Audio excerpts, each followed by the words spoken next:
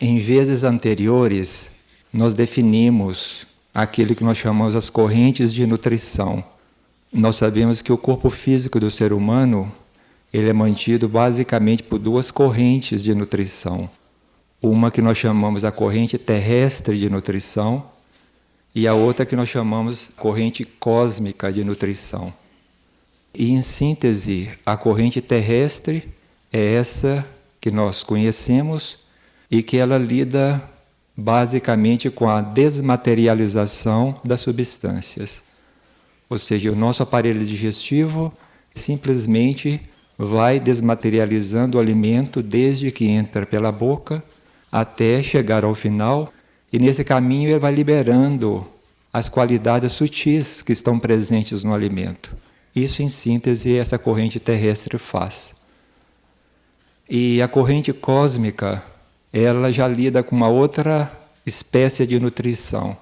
Os nossos órgãos dos sentidos, o nosso sistema nervoso, tem uma capacidade, uma atividade, além dessa que nós conhecemos normalmente, ou que a ciência nos descreve, mas além dessa atividade convencional, o sistema nervoso e os órgãos dos sentidos, eles estão continuamente em contato com correntes etéricas, com correntes sutis de energias criadoras, de forças criadoras, e esse sistema nervoso, esses órgãos dos sentidos, estão em contato todo o tempo com essas correntes e assimilam essas correntes e materializam essas correntes. E o nosso corpo, na verdade, a maior parte do nosso corpo é construído a partir das substâncias que essa corrente cósmica de nutrição produz em nosso corpo. Na boca, na língua, essas duas correntes têm uma confluência muito singular, porque as qualidades sutis dos alimentos liberadas na primeira corrente terrestre de nutrição, essas qualidades sutis que estimulam, por sua vez, o sistema nervoso e os órgãos dos sentidos a entrarem em contato com essa corrente cósmica de nutrição e materializar essas correntes de energia, de forças vitais, etéricas, criadoras. E na boca nós temos uma situação muito peculiar, que na boca, sobre a língua especificamente, essas duas correntes têm uma confluência. E do reconhecimento dessa situação, nós desenvolvemos então aquilo que nós chamamos dos nutrientes em microdose. Os nutrientes em microdose são elaborados com nutrientes muito selecionados, então são grãos de cereais, grãos de leguminosas, germinados em 7 dias, transformados em microdoses. Também elaboramos microdoses de extratos vegetais, de raízes frescas, de folhas, de flores de frutos. E desses 21 nutrientes que nós selecionamos, fizemos 7 composições que já estão disponíveis. E esses, então, nutrientes em microdose, eles são aplicados sobre a língua e pela língua, pelas vias nervosas gustativas, esses estímulos vão até ao cérebro e aí desencadeiam todo aquele processo do sistema nervoso em condensar, em materializar essas correntes etéricas, essas forças criadoras etéricas. E a matéria que essa corrente condensa cria os órgãos digestivos. Com isso nós temos um círculo. A corrente cósmica materializa a substância, cria os órgãos digestivos, grande parte do nosso organismo, e esses órgãos digestivos é que vão servir para colocar em movimento a primeira corrente terrestre de nutrição, que vai desmaterializar as substâncias ingeridas, que vai liberar dessas substâncias aquelas qualidades sutis desses alimentos. Desenvolvemos essas microdoses, esses nutrientes em microdose, que dão todo um estímulo a esse processo sutil de nutrição do nosso corpo e das nossas células, do nosso organismo. E no estudo seguinte nós estudamos o tema da soja, que é um tema hoje muito presente, em vários sentidos, e reconhecemos que a soja é mais do que um nutriente universal, porque ela realmente representa uma síntese quase completa de todos os elementos que o ser humano, o corpo humano necessita, né, para se manter, para se sustentar. Então nós estudamos a soja deste ponto de vista, estudar então essas qualidades nutricionais universais, né, que a soja produz, mas além dessas qualidades nutricionais, hoje as modernas pesquisas estão descobrindo as qualidades terapêuticas também que a soja produz. Então muitos elementos antioxidantes, anticancerígenos e elementos regeneradores, restauradores, elementos equilibradores de muitas doenças, hoje ditas as doenças modernas, doenças dessa civilização, como obesidade, diabetes, problemas cardiovasculares, problemas de colesterol, problemas de hipertensão, de artrite, de gota, todas essas coisas que enchem as cabeças das pessoas, enchem as cabeças das revistas, enchem as cabeças dos noticiários, enchem os hospitais. Tudo isso por quê? Hábitos pervertidos de alimentação, basicamente, não é?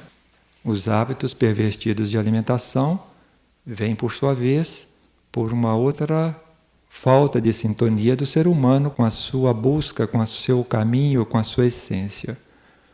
Mas, basicamente, muitas dessas doenças de hoje são criadas assim, por esses hábitos que nós vamos criando ao longo de uma vida, ao longo de vidas.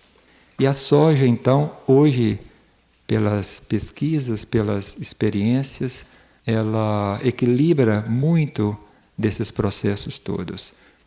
Quando tú dices que es el alimento que tiene todo lo que el cuerpo humano necesita, ¿también puede ser extensivo a los animales domésticos? Eu não disse que possui todos os elementos, eu disse que possui quase todos os elementos, né? E naturalmente ela perguntou se isso é extensivo também para os animais.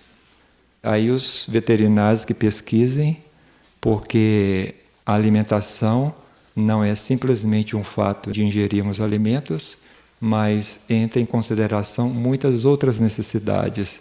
A própria condição do ser humano ou animal, as necessidades dos corpos, as condições daqueles corpos, os fatores climáticos e muitas outras coisas. Então isso não se pode afirmar sim ou não, porque é muito individual a situação de cada animal. Uns podem ir mais, outros podem ir menos e outros têm que se manter ainda dentro dos padrões convencionais de uma dieta animal. E da última vez nós vimos como que nós podemos visualizar a presença dessas forças etéricas dentro dos alimentos, das substâncias. Então nós estudamos e vimos isso também com imagens, como que através de um método simples de cristalização, chamada cristalização sutil com cloreto de cobre, nós podemos visualizar a presença dessas forças etéricas sutis dentro dos alimentos, das substâncias. Essas forças etéricas, essas forças criadoras, ao interagirem com essa substância, com esse cloreto de cobre, que se cristaliza quando ele se desidrata, no final vemos imagens que nos dão indiretamente um retrato de como é a presença dessas forças por detrás ou dentro dessas substâncias. Então vimos que as substâncias, os alimentos, são todos vivos.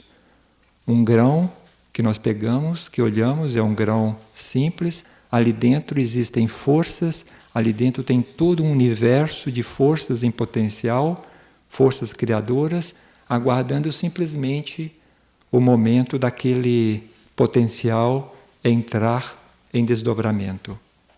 Vimos que este grão também é um grão vivo, que ele interage todo o tempo com essas correntes de forças que circulam pelo ambiente, circulam pelo planeta, circulam dentro, em torno de nós.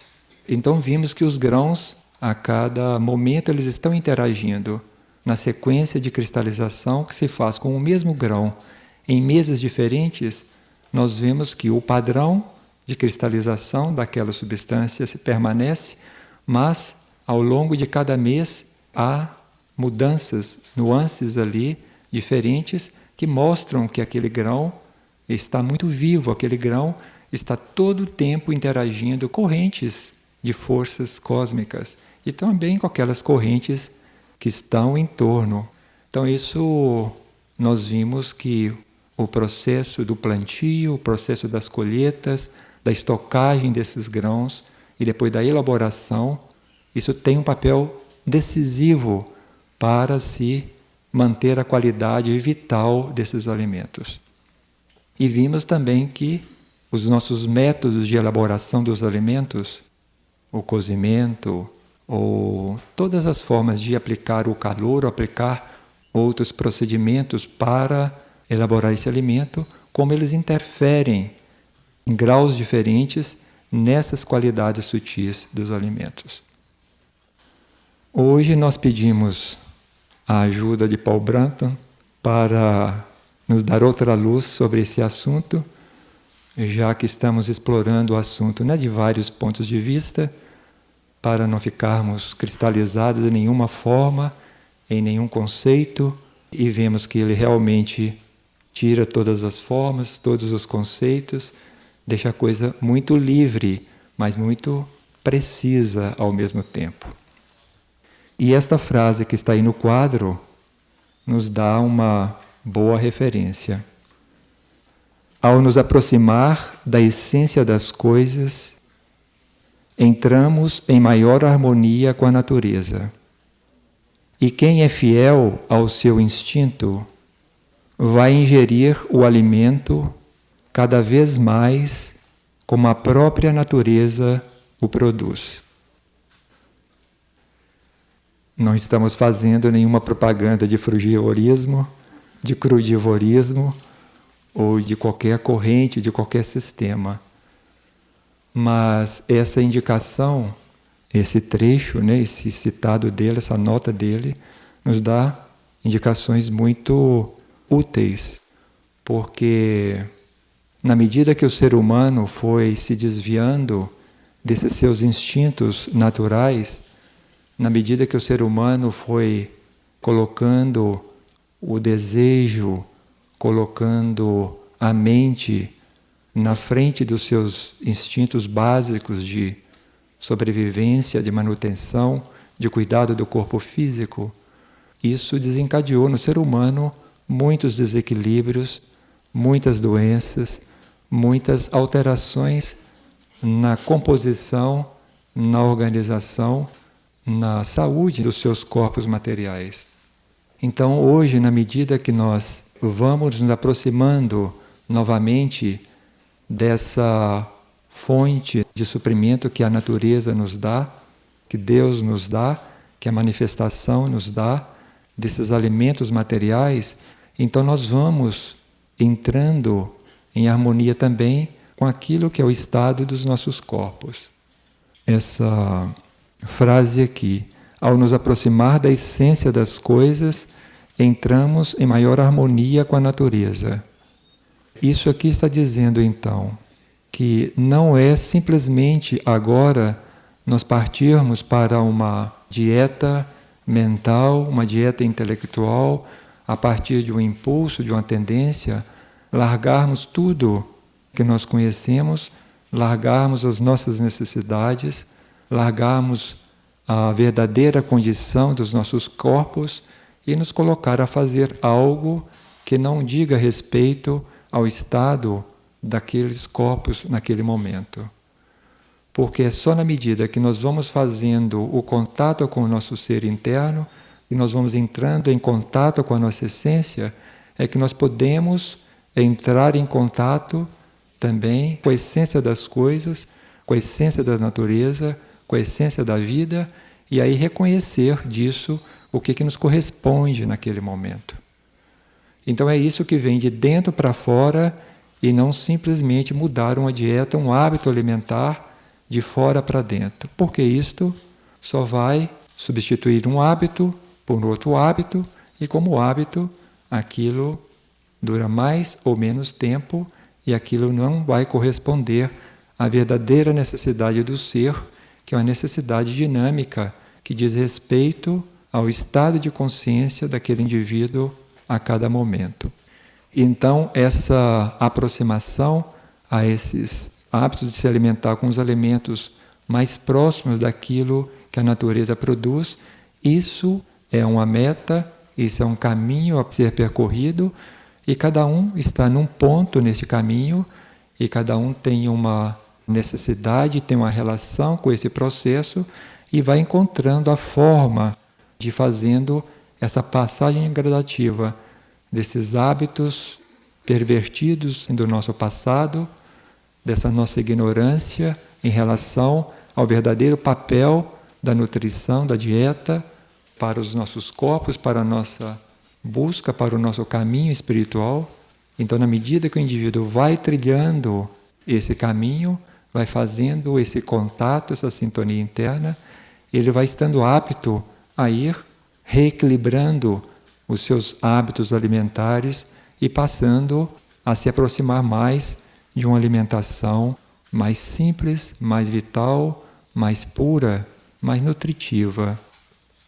Ele cita que agora o Bhagavad Gita, esse livro, onde está registrada toda uma sabedoria ancestral, então ele diz assim: o Bhagavad Gita, manual indiano para yogis, desde os tempos mais remotos, recomenda que os alimentos para os praticantes espirituais sejam leves e de fácil digestão.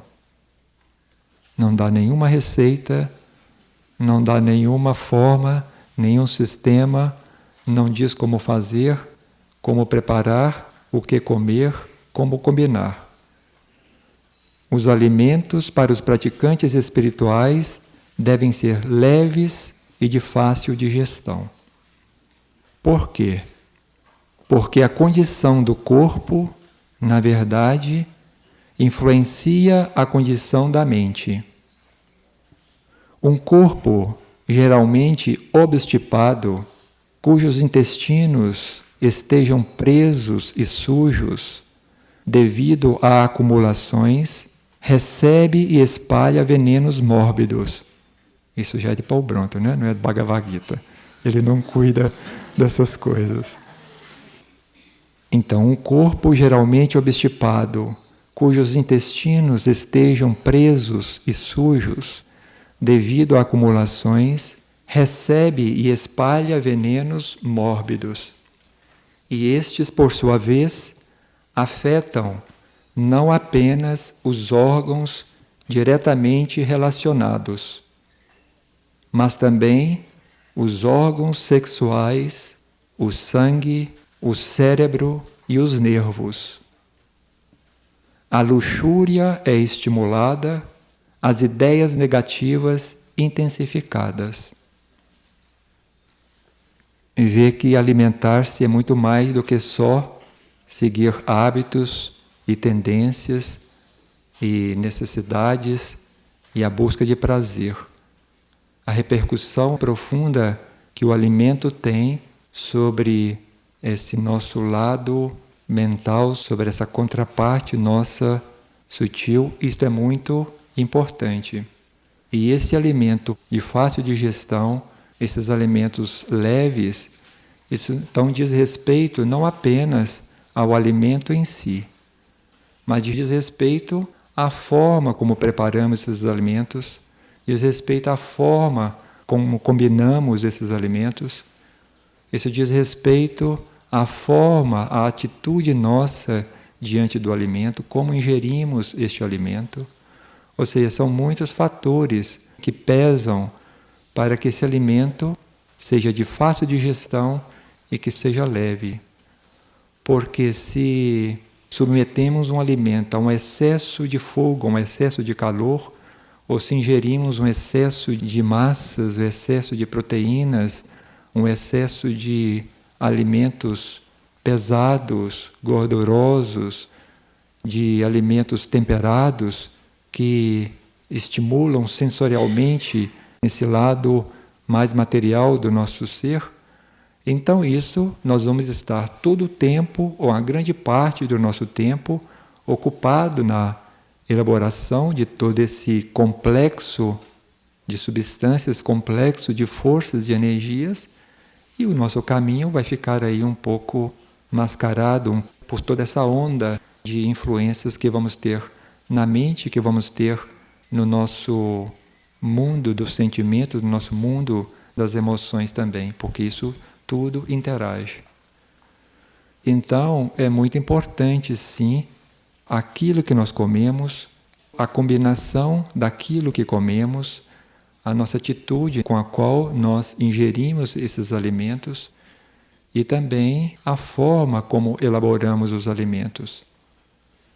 Quanto mais nós processamos esses alimentos, quanto mais nós submetemos esses alimentos a algum processo artificial de elaboração, seja o cozimento, seja o uso de outras formas de calor, outros processos aí de preparar esse alimento, essas qualidades energéticas sutis vão ser alteradas, e isso então vai favorecer ou vai dificultar essa interação dessas forças com esse nosso processo interno, com essa relação que esses elementos possam ter também na qualidade da nossa atividade psíquica, da nossa atividade mental, da condição desses nossos corpos sutis, que são muito importantes, né, para que o nosso progresso espiritual se dê de uma forma completa.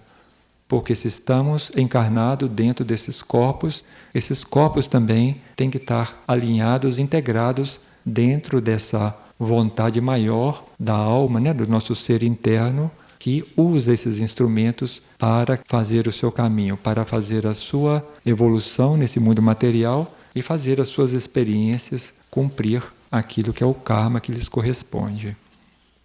Então, nós estamos, sim, nesse momento, abrindo todo um outro espaço para que esses alimentos frescos, esses alimentos vivos, cheguem cada vez mais às mesas. Então aí estamos revendo todo o processo dos plantios, dos pomares, aumentando a diversidade de frutas para que durante todo o ano possamos ter frutas de diferentes espécies e que também as hortas produzam cada vez mais e cada vez mais a gente tem a possibilidade desse elemento vivo, desse elemento vital, desse elemento natural chegar à mesa, possa estar disponível, sem deixar de lado o aspecto da elaboração dos alimentos, porque nós temos corpos que foram por vícios, por hereditariedade, cujos instintos foram sendo distorcidos, deturpados, e com isso, então, nós temos uma carga de tendências, uma carga de hábitos que não podemos desconhecer, mas só vamos superar isto na medida que nós vamos sendo fiéis à nossa busca, vamos assumindo cada vez mais integralmente essa nossa busca, esse nosso caminho. Não é atacando o hábito em si, não é lutando com os vícios, com as tendências, com as preferências, mas simplesmente o indivíduo reforçando essa sintonia interna, que ele vai tendo a clareza, a determinação para ir sentindo cada vez menos a influência desses seus hábitos ancestrais.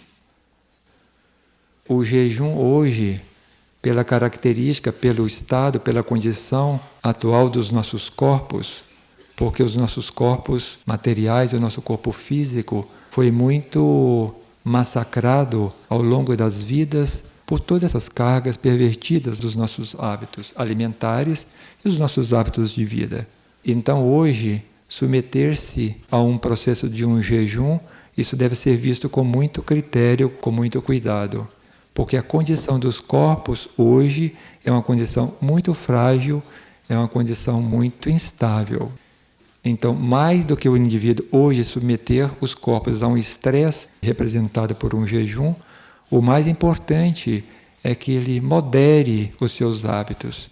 O enfoque dele não seja o jejum físico, material, mas que ele trabalhe também o jejum nos outros planos. O jejum dos seus desejos, o jejum dos seus hábitos, das suas tendências e preferências, dos seus pensamentos, porque na medida que ele vai também colocando isso em movimento dentro do próprio ser, isso vai se refletir sobre o corpo físico e o corpo físico vai passar a se alimentar mais de acordo com as necessidades do físico e não influenciado por toda aquela carga de tendências e preferências e hábitos que vêm desses corpos sobre esses instintos naturais do corpo físico. Então, mais do que um jejum físico, material, é o indivíduo se moderar diante do alimento e cuidando também desse aspecto do jejum, de desejos, de pensamentos, de tendências, e isso não se faz forçando ou lutando diretamente contra essas forças, mas isso se dá na medida que ele vai sendo fiel e vai buscando essa sintonia com seu ser interno e vai fazendo o seu caminho. Porque na medida que ele trilha esse caminho, energias superiores dentro do próprio ser vão dando todo outro encaminhamento a esses hábitos e tendências, e com isso então o indivíduo vai passando por um processo de purificação, de regeneração, sem precisar levar esse corpo físico a um estresse que significa um jejum. Isso dito de uma maneira assim geral. E é claro que existem situações terapêuticas onde isso possa ter uma indicação, desde que tenha um acompanhamento preciso, desde que seja feita por um período adequado também. E mesmo para quem sente essa necessidade, se fazem jejuns parciais regulares, isso tem tanto peso quanto um jejum prolongado, sem ter esses efeitos não colaterais, esses efeitos mais negativos de um jejum intensivo, de um jejum forçado mentalmente. Então, se um indivíduo, uma vez por semana, ou uma vez a cada 15 dias, ou uma vez por mês, não importa o ritmo, ele se abstém por um dia de comer alimentos sólidos, alimentos cozidos, ou passa de um alimento fresco, sucos de frutas, ou, se quiser ser um pouco mais estrito, ou um dia acompanhado de água e eventualmente sucos, se ele faz isso regularmente dentro de um ritmo semanal, quinzenal ou mensal, isso tem tanta repercussão quanto um jejum por um período assim maior. Então isso dá muito mais possibilidade que aqueles benefícios que o jejum promove possam sendo conquistados também sem que nenhum estresse seja imposto aos corpos do indivíduo.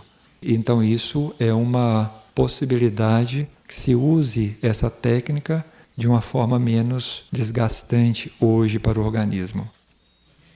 Todo alimento, desde o momento que você colhe até o momento que você ingere, ali aquelas forças vitais, a partir do momento da colheita, as forças vitais em maior ou menor intensidade, mais ou menos rápido, aquelas forças já estão se esvaindo daquele alimento.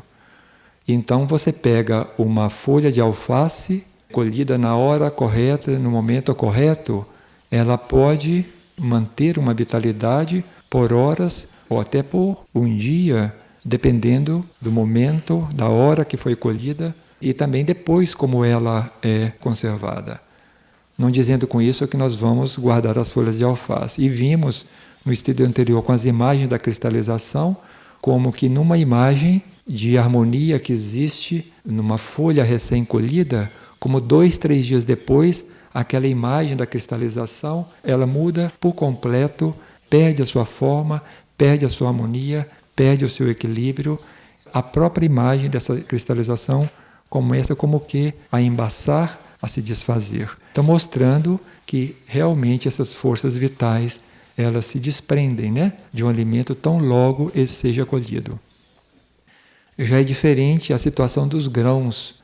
os grãos têm uma possibilidade muito maior de conservar essas forças vitais, a própria estrutura dentro da qual ele está, a própria conformação dele já permite, existe um manto, uma capa que protege essas forças vitais. Tanto assim, se você pega um grão, 1, 2, 3, 5, tem grãos 10, 100, 1000 anos depois, você põe um grão na terra, dá condições ali de umidade e calor, aquele grão rebrota. Significa que as forças vitais estão ali presentes, senão isso não seria possível. E também nós vimos por essas imagens de cristalização como que esses grãos, mesmo colhidos, ao longo do ano eles estão interagindo com aquelas forças cósmicas que cada estação do ano são diferentes para a Terra, outras vibrações que nós nem reconhecemos, que também interagem com este grão, interações cósmicas, interações planetárias, interações estelares, outras interações de energias, de vibrações, e todo o tempo este grão está como que vivo, antenado nessas correntes e interagindo com elas e mantendo vivo o seu padrão, o seu arquétipo, a sua ideia criadora ali dentro. Então vemos que o grão em si, ele se mantém. Agora, quando você submete esse grão a um calor, é claro que isso, por um lado, pode facilitar o processo de digestão, porque o estado dos nossos corpos hoje, da grande maioria dos corpos, não permite que nós possamos usar todos os alimentos da forma como a natureza o produz. Então, o processo do cozimento é um processo para facilitar esta digestibilidade do alimento. Agora, isso tem graus. Se você pega um grão e submete a um excesso de calor, ou dentro de um ritmo inadequado, de uma forma inadequada, essas qualidades sutis podem se reduzir, podem ser destruídas em uma proporção muito maior do que quando você usa métodos mais adequados. Então, nisso está todo um processo a ser atualizado, o tempo de cozimento de cada alimento, a forma de cozimento de cada alimento. Por exemplo, você pode pegar um grão de feijão, que é cru, você vai ter dificuldades, a grande maioria dos organismos vai ter dificuldade em comê-lo cru e nem é adequado. Se você pega aquele grão e põe dentro de uma panela de pressão e liga ali todo o vapor, quanto tempo? 20 minutos, meia hora, não sei quanto tempo se gasta para cozinhar um feijão, né? Isso você vai ter um feijão e você vai perceber a diferença na hora que você for comer. E você pode usar um outro método que eu conheci isso. Eu via no interior isso se fazia assim, onde existia ainda os fogões a lenha. No final do dia, quando se terminou o jantar, se apagava o fogo, se tirava e deixava a lenha, deixava a brasa. E punha uma panela de ferro com o feijão dentro e aquilo nem era tapado. E a noite inteira aquele feijão ia passando por um processo lento de cozimento. Ficava aquela maresia em cima da panela e todo um processo de cozimento ia se dando harmonicamente no tempo correto das substâncias, não no tempo do indivíduo que quer para ontem o alimento, né? Mas assim, no tempo correto do alimento. E pela manhã, quando você então pegava aquele alimento, o fogo apagava durante a noite, mas pela manhã ele estava muito bem cozido. E aquilo fazia uma grande diferença. Então tudo isso, primeiro, a economia de energia, a harmonia no lidar com o alimento, porque não adianta entrar com uma força intempestiva ou uma força, né, invasiva para você submeter aquele grão a um processo de elaboração, de cozimento. Mas se você dá tempo às substâncias dela irem fazendo esse processo de quebra, de desdobramento, então você vai ver o resultado disso no final. Isso com todos os alimentos que nós ainda temos que usar cozidos. Porque esse caminho de chegar ao alimento da forma como a natureza o produz, isso é um caminho, e até lá temos que ir aperfeiçoando as nossas formas, né, assim, de elaborando os alimentos. Então a germinação, existem muitas formas de você tornarem acessíveis essas energias desses grãos ou de facilitar o processo de gestão desses grãos. A germinação é uma delas também. Mas isso para Um organismo, isso é mais acessível, um organismo, isso é mais adequado, um organismo está mais pronto para isso, e tem outros que ainda não estão. Então, nesse campo, não podemos dar receitas fixas, podemos apontar possibilidades, e é o indivíduo que tem que ir descobrindo a sua melhor forma de estar diante desse tema da alimentação, diante desse tema da dieta. Então, aqui que nós vamos chegar nesse outro parágrafo de Paul Brunton. Nossos apetites tornaram-se pervertidos. Nossa ânsia por alimentos tornou-se mórbida. Ingerimos quantidades que o corpo não necessita realmente.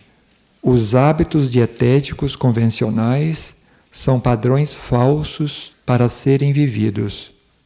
Poderíamos manter-nos muito bem se ingeríssemos quantidades menores das concentradas e estimulantes proteínas, bem como dos amidos obstipantes.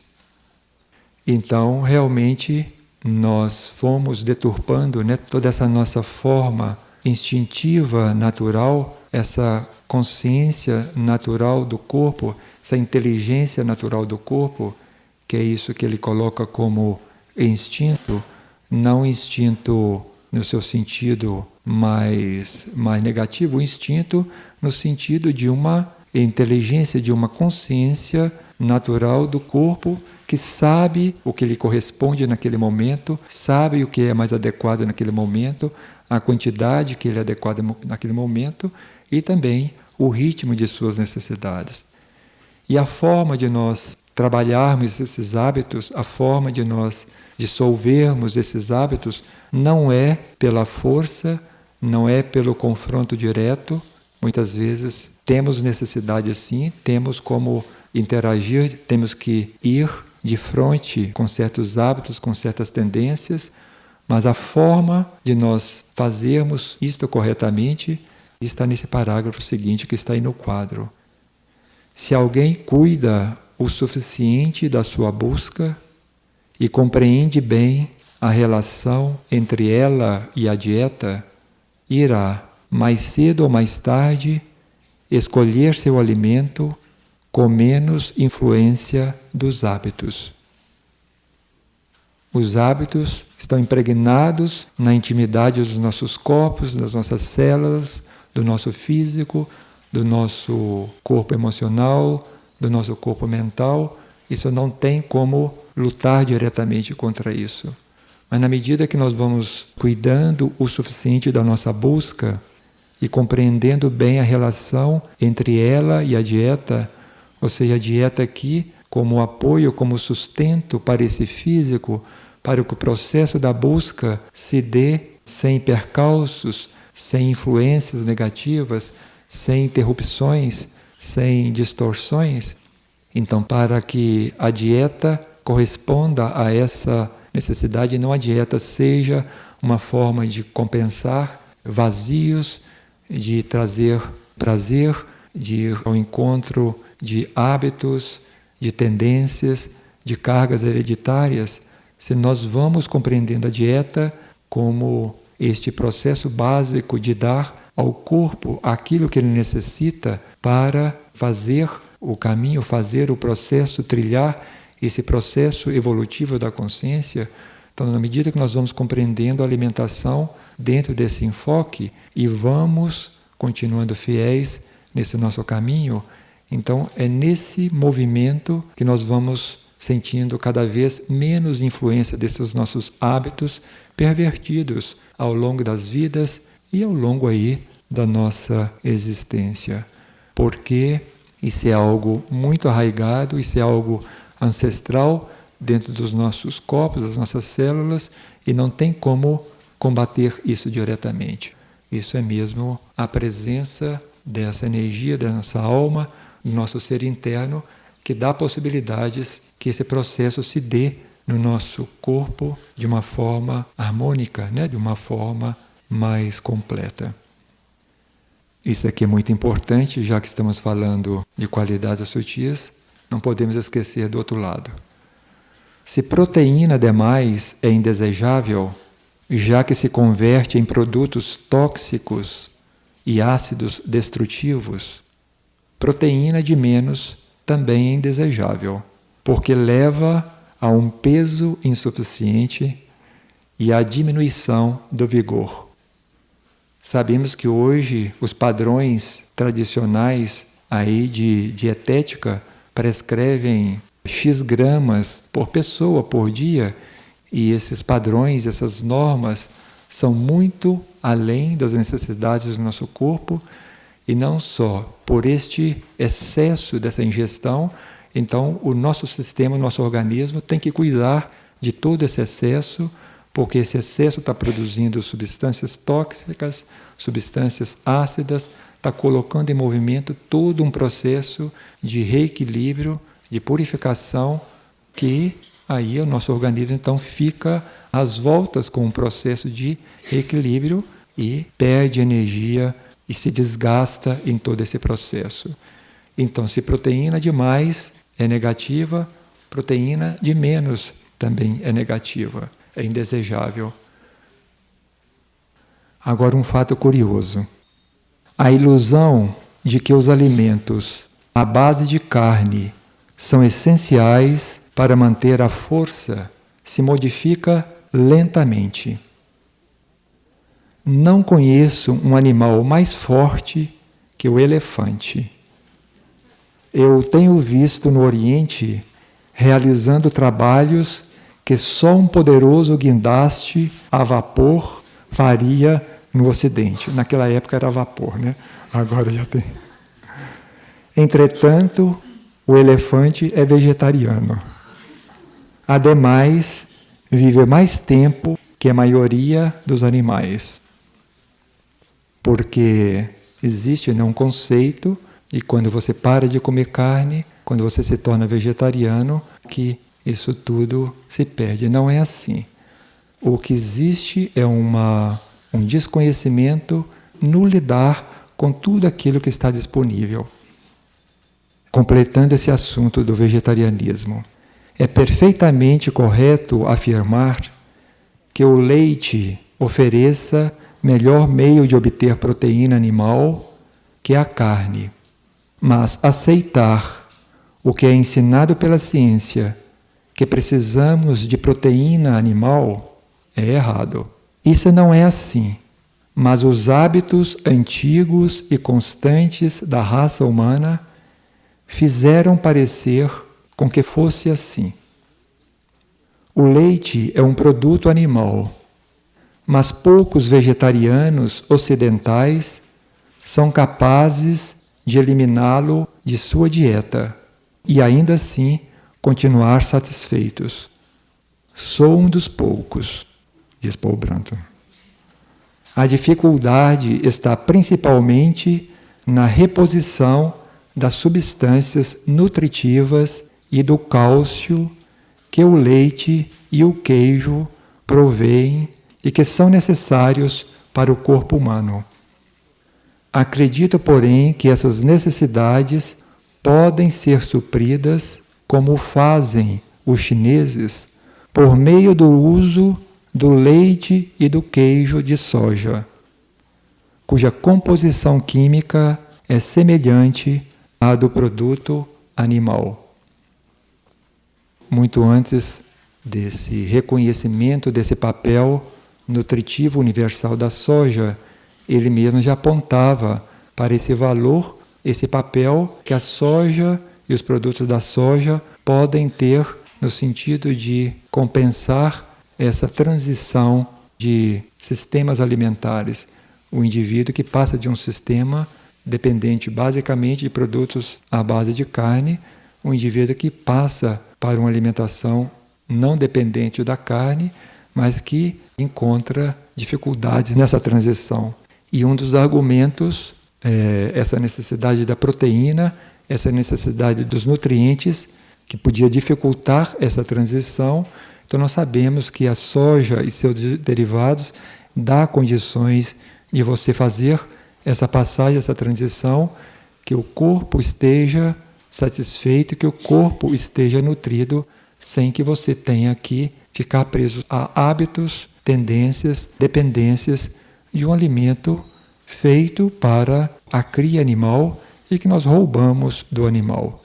Porque todo o leite que é retirado de uma vaca, aquele leite é retirado às custas de uma outra alimentação que você tem que dar para o bezerro. Então isso também foi uma deturpação que os hábitos alimentares humanos foram fazendo aí no processo assim, evolutivo, e com isso então muitas condições mórbidas se instalaram nos nossos corpos a partir de tudo isso. Então a soja hoje pode ser esse elemento de transição, de equilíbrio, esse elemento de nutrir as células, os corpos da proteína necessária e de todos aqueles elementos que a soja produz. Aqui mesmo no Brasil é a presença da soja transgênica. Então, aí estejam atentos, né?